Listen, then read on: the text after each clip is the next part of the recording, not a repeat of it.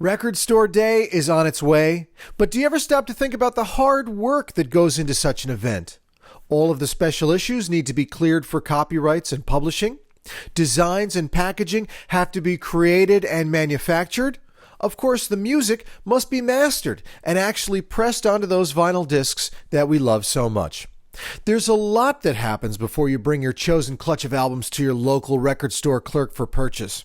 And on this episode, we're fortunate to speak with Andrew Rossiter, General Manager and Partner at ORG Music, who will give us a glimpse into the Herculean task that goes into running a record label around this time of the year. ORG Music, of course, has some great Record Store Day releases in the pipeline, and Andrew is here to discuss them all in detail as well. We'll talk about a fabulous Brazilian compilation titled Atenção, Novos Sons do Brasil. There's a reissue of the Sheila Divine's Where Have My Countrymen Gone? Jeannie C. Riley's no-nonsense Harper Valley PTA album will be available on the shelves. Michael DeBar's 1970s Zeppelin-esque band Detective finds itself re-released on glorious super glam silver vinyl.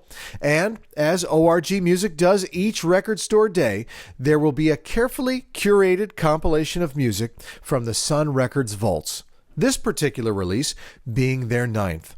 So pull up a chair and eavesdrop on my chat with Mr. Rossiter, who kindly allows me to ask him all sorts of questions about the new releases, but also about the behind-the-scenes mechanisms involved in running a record label, producing vinyl, developing meaningful liner notes, and offering a little something for everyone this Record Store Day. All right, Andrew, well, thank you so much for joining me today. It's an exciting week.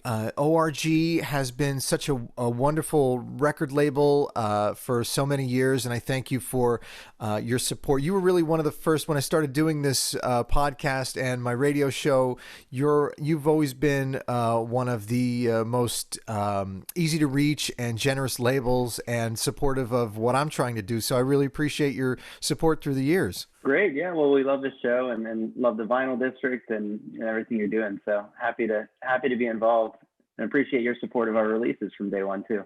Well, thanks so much, and happy Record Store Day to you. And we've got your releases to talk about, and it's as I said in a different interview recently too. Things are so crazy in the world today, and depending on how different people feel about Record Store Day, it's a great opportunity to go out and go to a record store in the midst of all the crazy things going on, and just think about some music and spend some money on some new releases and enjoy some good music at home and meet some like-minded people. So I think this year after the pandemic, everyone's ready for Record Store Day to get up and get in line on Saturday.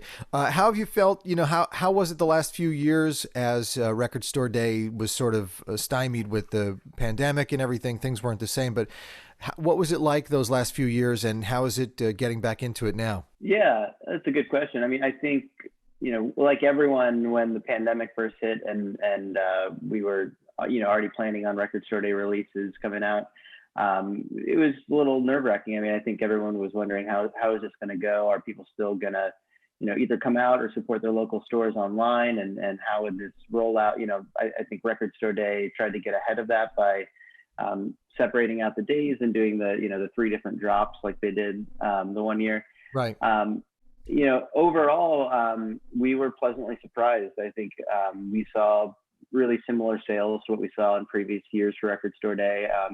People seem to really want to still support their indie store, whether they could actually get out to the store or had to order more of that stuff online when it became available. But I think everyone kind of pivoted and did what they could. And, I'm excited that people are finally starting to get back out to their stores and feel safe doing that. But we made it through, and I think we had, a couple of successful Record Store Days in the meantime. And, it's also interesting to see what all different companies, you guys included, are reissuing, and what comes up on your your desk. How do you and your team sort of, and we'll go through these releases one by one, and if you have any interesting anecdotes about how that recording came to your attention, let me know. But how does this sort of the pipeline work with you and your team into choosing some of these releases? Where do they come from? What kinds of, are you looking at demographics? Are you thinking about ages of people who are buying records? Or I'm always curious about where these things come from, because some of the titles are surprising. Sure. Yeah. I think it's less about demographics. Something that's really encouraging these days is that the demographics have been changing and widening, and it's not just a bunch of old guys lining up at the record store day anymore. It's kids, it's girls, it's boys, it's everyone. So we don't think too much about demographics. We think more about does this record need to be back out if it's a reissue, or if it's a new project? Obviously, it depends on how it comes across my desk. But we've had a lot of frequent collaborators over the years. Mike Watt being one of them. We've done the 7-inch that he's putting out with Larry Mullins. That's actually not coming out till the June Record Store Day drop because of some manufacturing delays. But that's a good example of someone we worked with throughout the years, and whether it's a Mike Watt project or a side project of his, or a project he's collaborating on with another artist. We've done a lot of stuff with him, and he's a big supporter of indie record stores, and has put out, pretty much, I think, every Record Store Day and Black Friday, he's had some kind of release, for as long as I can remember. So, that's an example of one type of project. I think with the reissues, we do work with a handful of different catalogs, Sun Records being one of them. So we have our annual compilation release that we do with them, that we partner with Record Store Day to curate the track listing. That the Record Store Day owners actually, the Record Store owners at participating Record Store Day stores, I should say, are voting on the track listing to help us curate it. So we'll pick a theme and we'll throw out a handful of tracks and let them narrow it down. So that's always a fun one. And you'll see other stuff from Sun Records, usually in our offerings for Record Store Day and throughout the year. So that's where this year we've got Jeannie C. Riley being one of our releases. That came from the Sun catalog, not necessarily a Sun Records release initially. It was Plantation Records, but all under the same umbrella. That was an interesting one for us because, I got a lot of, kind of positive and negative feedback when we announced it, because people were saying, oh, there's so many copies of this record that were pressed back in the 70s floating around. But it was one that Jeannie, she wanted to write revised liner notes for. It hadn't actually been reissued with a proper, mastering from tape in a long time. So we felt that it was, important to get it back out there for her and for her core fans as a limited edition piece. Well, Andrew, see, you are a consummate radio professional, because that was an excellent segue from our introduction of our conversation right into the records. And here she is. And what you say is true. There are a lot of them, because I have my original one here too. So I've been kind of able to, play them together and compare them, next to one another. But you're right. The liner notes to this are really, really cool and really add. I always thought this was a really interesting, feminist record. It's a really cool record. Yeah. Especially the song on one hand is what it is, but it's the time is ripe to certainly celebrate it again. And these liner notes are great, and they sort of put it into context about how Jeannie came to record this thing, and the team in the studio, and Tom T. Hall and the gang that was behind this thing, and it just adds another level that you certainly don't get from the original pressing. And of course, this one's a beautiful, what are we calling this one? Oh, you guys have all these fancy names for the colored vinyl nowadays. This is lemon drop. That was just transparent yellow. Nothing too crazy. Yeah. So I didn't realize that Sun Records owned the Plantation recordings too. I don't know how many Plantation recordings there are out there. This catalog number looks like PLP1, so they got started with this one. I don't know where else they went, but it's a cool one. Yeah, it was one of Plantation was one of Shelby Singleton's labels that he brought into the Sun group when he bought out the label from Sam Phillips. So they've got a lot under their umbrella these days, and we've done a lot with Sun, so it's always fun to work with them, especially on a record like this that where the artist is still involved and wants to see it happen, and was kind enough to write new liner notes for us. Right. This album cover was always confusing to me because I thought, I was always like, what are these two women? One is talking to a woman. And it took me about 4 years to realize that they're both Jeannie C. Riley, and one is just talking to her. I guess it's the two sides of it's her on the PTA, and then it's the real Jeannie C. Riley. I don't know what they did there, but it's both of those females are the same person. And right. On the back too, except she's given a real dirty look to the PTA on the rear cover there. She's had enough of the PTA's hijinks. Yeah. And sorry, go ahead, Andrew. I was going to say, and you'll notice on the back cover there's a new Sun 70th anniversary logo, I think, in the top right corner. Oh yeah, the Sun. Yeah, so Sun is celebrating their 70th anniversary as a label this year. So that's part of their 70th campaign, in addition to the compilation that I was just talking about is a big part of that as well.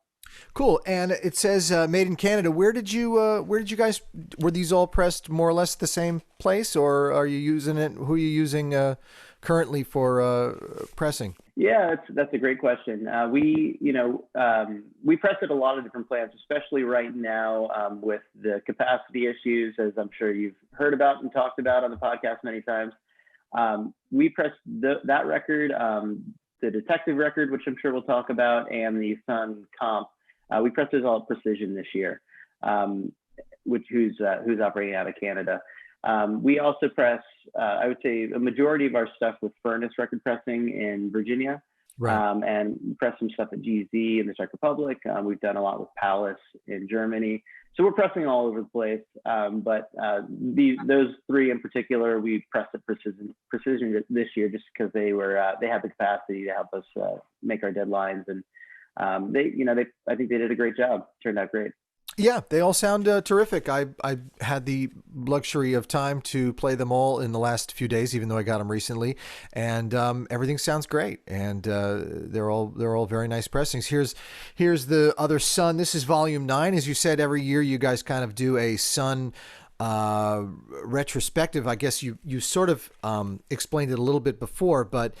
And these are interesting liner notes here too. Sam Phillips talking about how important independent record stores were. This is from a talk he gave, I guess, in 2002, and he was sort of saying, if it weren't for these independent record stores, a lot of these artists or acts would not have had, maybe a larger chain wouldn't have taken a chance on. Even someone like Elvis or something like that. He was, how Sam was. He was out shopping his stuff in his truck and trying to do what he could to get his artists' names out there. But it's interesting. It contextualizes, even though some of this music is something we're familiar with. It does put it in a little bit of a different context. Yeah, and we do try to, obviously there's the big names in the catalog like Johnny Cash and Jerry Lee, but with those compilations, we do try to dig really deep and present some stuff that maybe people haven't heard, or versions that people haven't heard. Right. And this one in particular, because it's the 70th anniversary of Sun, we chose to focus on tracks that Sam Phillips had produced himself. So mostly earlier year stuff from the Sun catalog.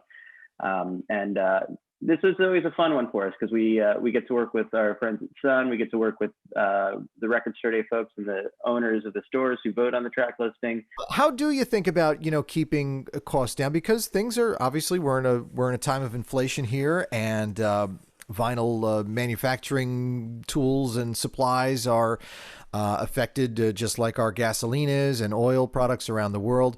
But you guys seem to think about the affordability of your releases. How do you sort of see yourselves in the playing field as far as affordability is concerned? Because really you go out there and everything's you $40. I buy a lot of used records myself, but and even those and used records are getting much more expensive now, as you know as well.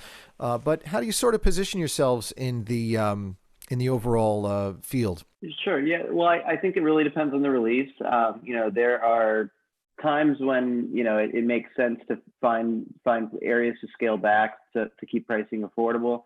There are also releases where we're not willing to cut corners or do anything like that, because we know that the customer base for that particular release wouldn't want that and is willing to pay the premium.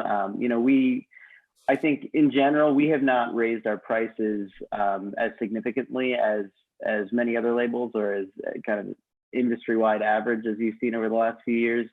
We try and keep that as minimal as possible, but the reality is costs have gone up, whether it's cost of lacquers, cost of raw materials for vinyl pressing, cost of print, cost of freight, cost of labor, across the board, it's gone up. So, we have increased pricing slightly, but I think you'll find, if you look at any of our Record Store Day releases this year, I think they max out at about $25 if I'm not incorrect, and we've got that Sun Records comp that lists for just $11. So, there's a fine line. Obviously, we're not trying to gouge anyone. We're never trying to, just make a quick buck. But at the same time, we do have to cover our costs and make sure, especially when we're working directly with an artist, that they're getting their fair share. So, I think you've seen with other labels and talking to our distributor about it, I think, a 10 to 20% increase over the last few years is kind of what seems to be fairly normal. We haven't gotten that high on most releases. It really, we feel it more with the kind of premium audiophile releases where our costs are already so high to begin with. So those were already pretty high to begin with in terms of price. They haven't moved too much, but it's something we're always kind of having to keep an eye on. Just, we can't keep our prices the same when every piece of the puzzle has gotten more expensive over the years. Right. What do you think about the future of the industry?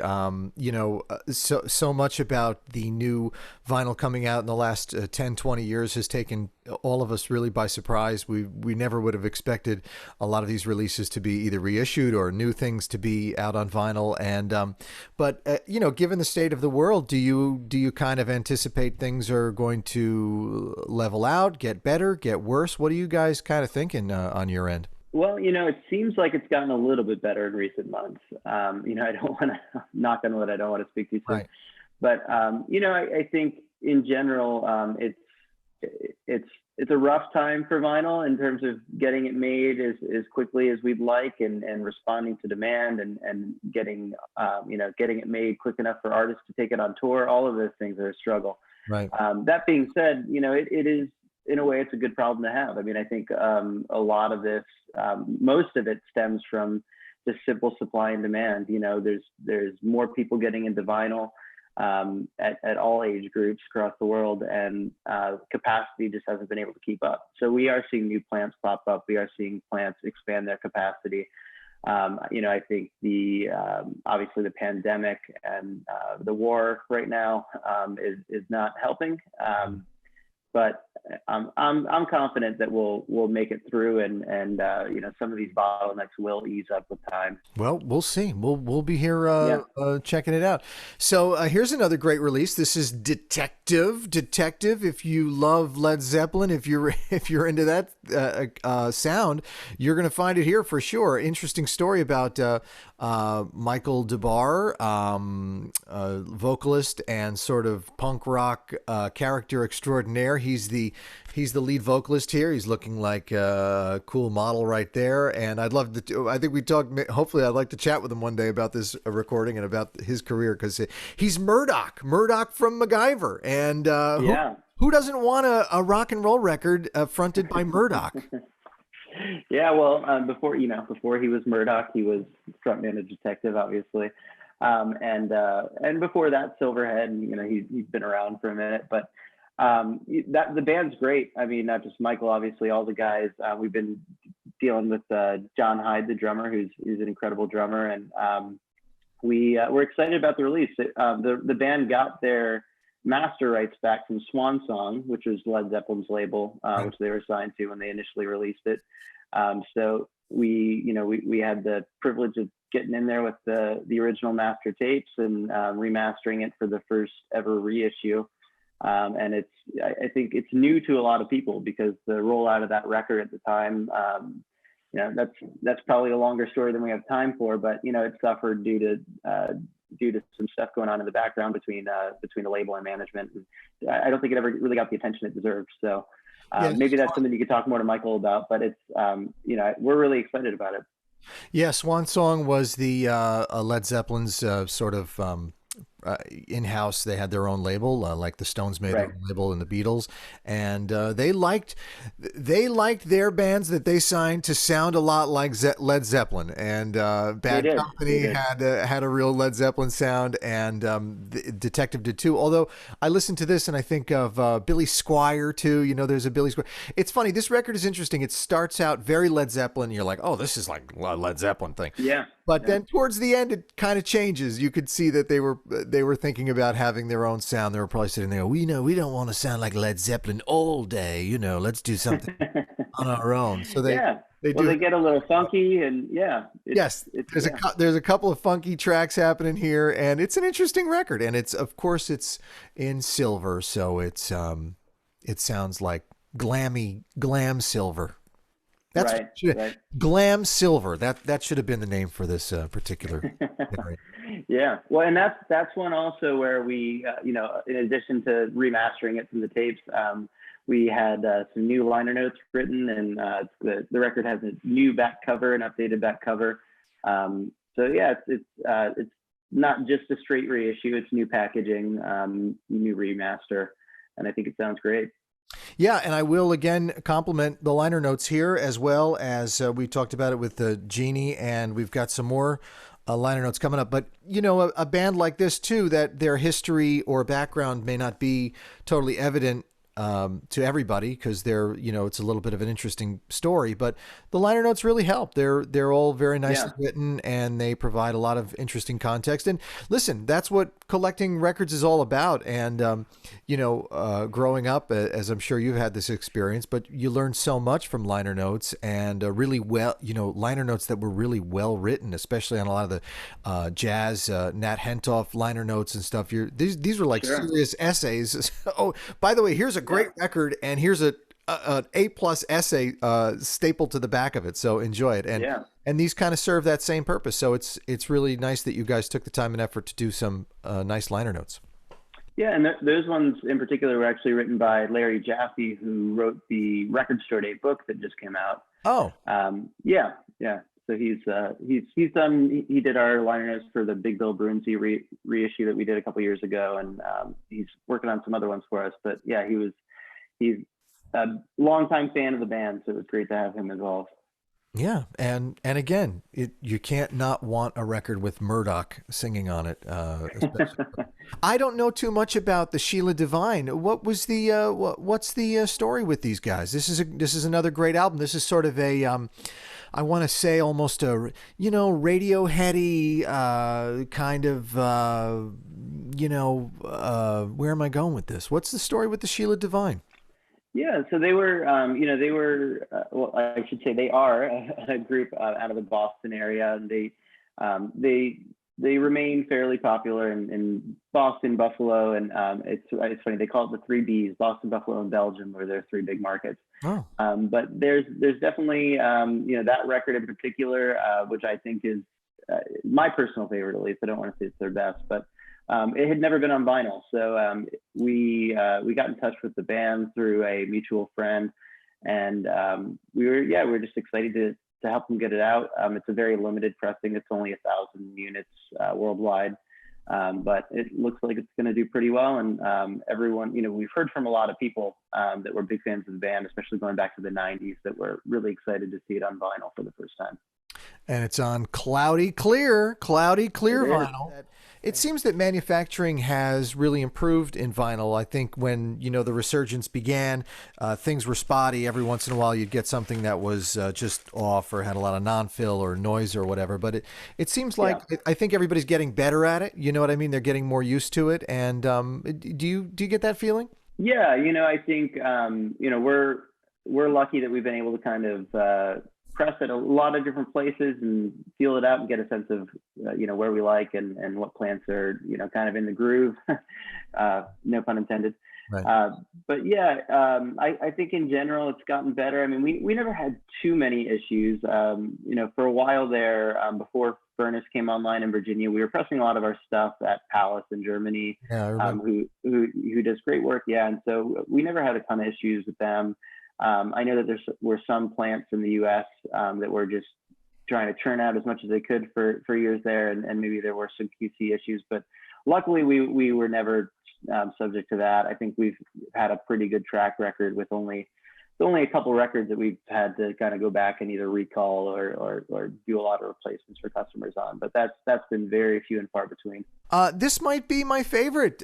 It's just, and it's interesting because it's another compilation, and it's sort of unexpected, and it's very unique. How can I sort of describe it? First of all, I'm going to do my best with my Portuguese here. Atenção. What do you think? Hey, as good as it's going to come out of my mouth. So Okay, that's Atenção, which great. I don't know what, I'm not sure what that, do you know what that means? It means attention. Attention. Yeah. Novos Sons do Brasil. Novos Sons do Brasil. I guess Yeah. attention. New sons of Brazil, or New, new sounds. new New sound. sounds. Okay. Yep. See, Yep. you're a Portuguese expert. Yeah.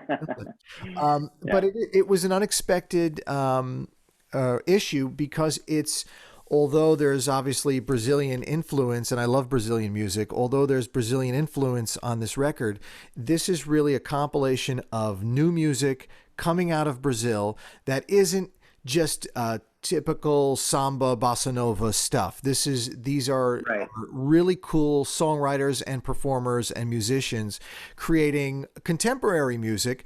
But again, not only with the Brazilian influence, which there is some Brazilian influence, but with also just global influence that we all have nowadays. So this was really a very interesting, and I love the album art too. I love the beautiful cover here. Tell us about putting this one together. This is really a phenomenal record. Yeah, no, I'm really excited about this one, and it's beautiful both visually and on the turntable. But it's one that came from, as you're saying, the Aquarium Drunken folks, who are friends of ours. Justin Gage brought it to my attention, and they just have a really good ear for music, both new and old. And this record in particular, I think, captures a scene that's happening right now in Brazil. Specifically Sao Paulo, although elsewhere. It's a great snapshot, I think, of a place and time with this new contemporary music that's coming out of Brazil. And as you said, it's not just Brazilian influences, but that's kind of how contemporary music is everywhere these days. Everyone's kind of pulling in influences from other people. So there's some great liner notes in there that kind of describe what the project is and how the songs were selected. The artwork that you mentioned, that comes from a painting by a great visual artist, Robbie Simon, who's here in LA. So we were able to use that, and it's been a fun project. I mean, I think a lot of these artists aren't very well known in the States. There's a couple who have toured here and who have released music here, but for the most part, I think it's going to be an introduction for a lot of people, and there's some great stuff there. So I'm hoping it turns people on to what's going on in Brazil right now, and hopefully some of these artists will make their way up here and get a little bit more notice in the States. Yeah. And as you say, the liner notes again are the really special sauce, the key to this release as well. Alan Thayer, he wrote a book, I guess here. Tim Maia, who I have a few of his Portuguese or Brazilian pressings over here, which is just great stuff. If you don't know Tim Maia, please check him out if you're into world sounds or Brazilian stuff. But I guess he wrote a book about him, and so he weighs in here. And the interesting thing is, so this sort of collection was put together by Justin Gage. Gage. And Alan as well. So Alan, who wrote the liner notes, he's great. As you said, he's written a book on the subject. He's just an expert on Brazilian music, at least from what I've come to learn. So it was great to have him involved. Justin and I have worked on a few projects together now, between Aquarium Drunkard and Org Music, and it's always a good time. So I'm happy to Absolutely, and I love this part where he's saying, he wasn't Justin Gage really wasn't a Brazilian music expert, and he sort of had this group of songs of music that he loved, and then as he started to do this project, he realized all those guys kind of knew each other. Yeah, It yeah. was a small world in Brazil, and it's just it's a really cool compilation. Cool. Well, I'm glad you're enjoying it. Yeah, it's one that we've been really excited about for a while, and we're actually working on a another type of really Brazilian compilation that'll focus more on older stuff. So a lot of Brazil themes these days, which is always great. Yeah, you guys have always had your toe in the water with Brazil. You did you did a beautiful Jobim reissue some years ago, Yeah, I remember, yeah. and Stonefall. I Yeah. in fact I reviewed the compilation, the Christian compilation you did with Aquarium Drunkard. What was Jesus people. Yeah, Jesus people music. Yeah. Jesus People Music, which is also another terrific compilation. These compilations are so important. If you're a music lover, which obviously you and I are, but people should not forget about compilations that exist out there. It's just a great way to learn about music that you're not expecting to hear. There's a certain serendipity involved in the compilation that's just so special and so important. And really, in the case of Jesus People Music, you just can't find that stuff anywhere else. Yeah, yeah. A lot of it was private press or not commercially released. So it was definitely took some time to track those folks down and make sure we had our Right. clearances in place. But no, that was a great one, and that's also one like you were saying that we did with Aquarium Drunkard. They brought that idea to us, and I really love these compilations where it's like a snapshot in time, where you're getting a glimpse of a certain scene at a certain time and place, and it makes me think of when I was growing up, what kind of music I was into as a teenager, listening, going to see local punk bands, or the type of stuff I'm seeing now in LA. There's always a kind of a through line, a specific to a specific era, a specific place, and it's sometimes hard to see that when you're in it. But then when you pull back, with this Brazil comp, for instance, I mean it's happening right now. I don't know if how much these bands hang out and talk down in Sao Paulo, and if they feel that it's there's this amazing scene happening, but from afar we look at it and we see this great music all coming out at once.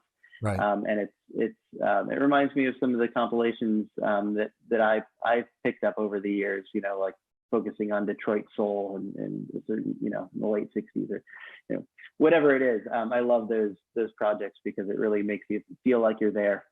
Right, right.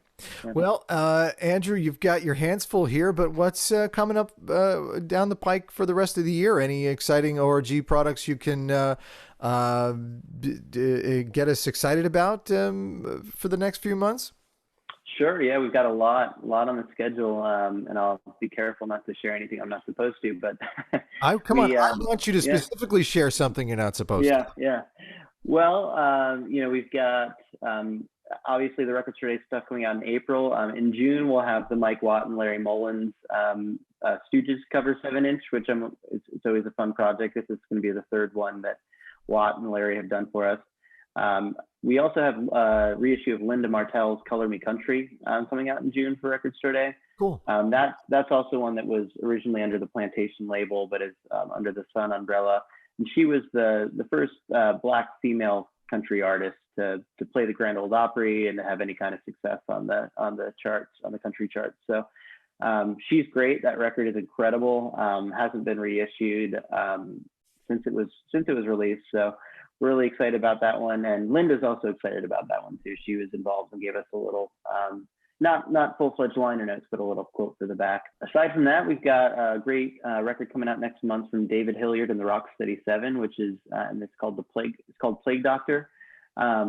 David is a member of the New York band The Slackers, who people who are into kind of ska, reggae, punk, that scene will know. Right. But this record in particular is, funnily enough, it is really more in the Brazilian world. He made this whole record kind of from a rocksteady reggae and jazz background. That's typically what the Rocksteady Seven sounds like. This record in particular is kind of through the lens of a Brazil influence. He covers a lot of Brazilian artists and Very interesting.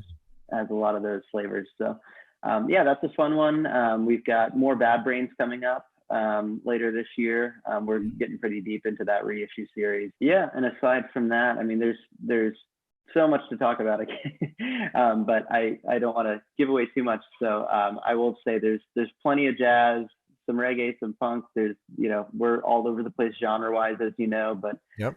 yeah, we've got an exciting year lined up.